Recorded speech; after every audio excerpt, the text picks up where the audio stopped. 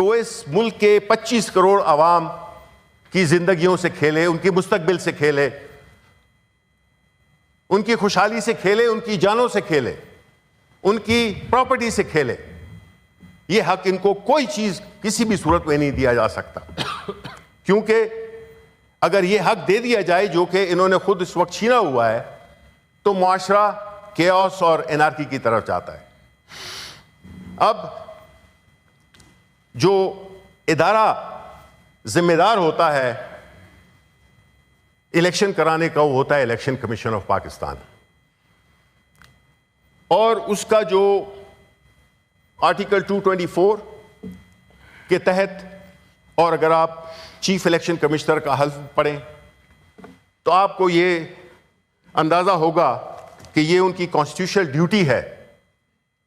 کہ وہ انشور کریں فری اینڈ فیئر الیکشنز کو. لیکن جب الیکشن کمیشن ہی پارٹیزن ہو جائے, جب الیکشن کمیشن ہی ایک فریق بن جائے, تو پھر وہ وہی فیصلے کرے گا جس میں کہ اس نے ہماری پارٹی کا انتخابی نشان ہم سے واپس لیا, ہماری جتنی بھی پٹیشنز تھیں,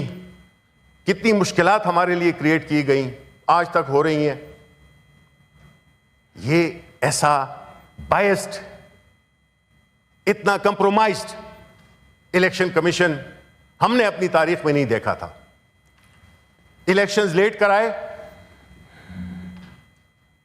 کانسٹیٹیوشن کو سبورٹ کیا گیا. یہ آئینی ذمہ داری تھی کہ جب اسمبلیاں ڈیسالو ہو جاتی ہیں تو آپ کو 60 دن یا 90 دن کے اندر الیکشن کرانے ہوتے ہیں. وہ بھی الیکشن کمیشن نے کیا, اور وہاں سے ایک چین آف ایونٹس ہوا جس میں کہ الیکشن کمیشن نے, اس سے پہلے الیکشن ایکٹ میں بھی تبدیلیاں کی گئیں اور اس قسم کے قوانین ڈالے گئے. تو جب الیکشن ہو گیا اور باوجود تمام تر مشکلات کھڑے کرنے کے, لوگوں کو اٹھائے جانا, الیکٹورل سمبل نہیں دینا, مضحکہ خیز قسم کے انتخابی نشان دینا, اس کے باوجود پاکستانی عوام نے جمہوریت کے ساتھ اپنی کمٹمنٹ کو نبھایا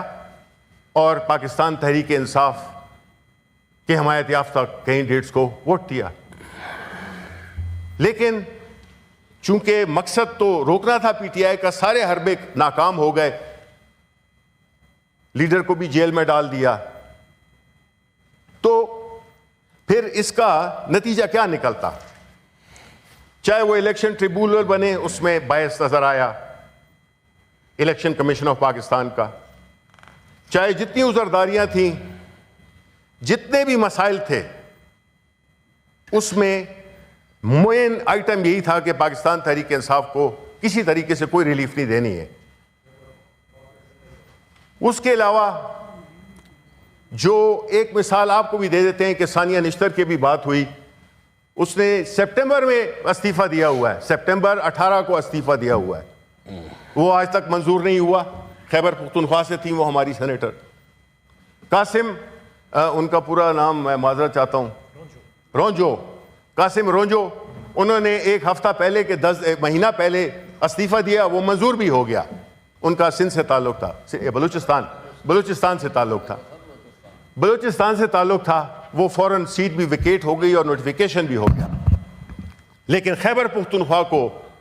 وہ چونکہ خیبر پختونخوا سے تھیں, ان کو ریلیف نہیں دینا, کیونکہ آلریڈی یہ کتنی افسوس کی بات ہے. مجھے لا منسٹر صاحب بتائیں کہ وہ کس طرح سے جسٹیفائی کریں گے ایک ہاؤس آف فیڈریشن جس میں کہ ایک صوبے کو ڈینائی کیا جا رہا ہے کہ اس کے سینٹ کے الیکشنز ہوں اور اس کے نمائندے سینٹ میں آئیں, تو خیبر پختونخوا کے عوام کیا سوچیں گے کہ یہ ہاؤس آف فیڈریشن ہے یا یہ کچھ اور ہے. تو اس طرح کی جب چیزیں ہوں گی تو پھر اس سے بڑی مشکلات بڑھتی ہیں اور سوسائٹی تقسیم ہوتی ہے. ہم یہ سمجھتے ہیں کہ ایک تو نماز کا بھی ٹائم ہے, اگر آپ عصر کا نماز بھی نکل رہے, کافی جی نماز کا بھی ٹائم ہے, جی جی, اور باقی ممبران نے بھی بات کرنی ہے, بڑی नहीं, आप थोड़ा सा नहीं देखें चेयरमैन साहब, जो बात हुई है हमारी वही कि उसमें आपने कहा 45 मिनट 1 घंटा बात करें, ये आपने कहा था कि नहीं? ये मजाकन बात मजाकन थी वो सर, मैंने कहा बात इस तरह कर ले, की आपको उस ये पे कमिटमेंट मजाकन बातें नहीं होती हैं।